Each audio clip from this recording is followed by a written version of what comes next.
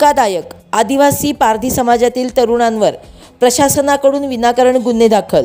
अकलूज सवतगाव येथे आदिवासी पारधी समाजाचा एक तांडा आपापल्या परीने रोजगार करून व स्वतःच्या व कुटुंबाचा उदरनिर्वाह करीत असतो, परंतु पोलीस प्रशासनाकडून त्यांच्यावर वारंवार खोटे गुन्हे दाखल केले जातात व त्यांना हकनाक त्रास दिला जातो।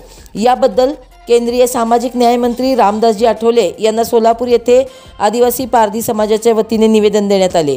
यावेळी आदिवासी पारधी समाजाचे सांगली जिल्हाध्यक्ष जत तालुक्याचे श्री बसवराज चव्हाण हे उपस्थित होते।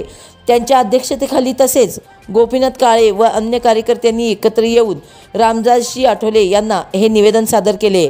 याची तातडीने दखल घेत रामदासजी आठवले यांनी सोलापूरचे पोलीस अधीक्षक गिरीश सरदेशपांडे यांच्याशी दूरध्वनीवरून त्वरित संपर्क साधून संबंधित अधिकाऱ्यांच्या चौकशीचे आदेश दिले व त्याचबरोबर आदिवासी पारधी समाजातील जनतेवर विनाकारण होणारा अन्याय थांबवण्याबाबत देखील चर्चा करण्यात आली।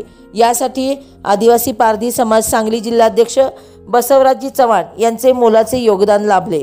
या बातमीचा आढावा घेतलाय सांगली जिल्हा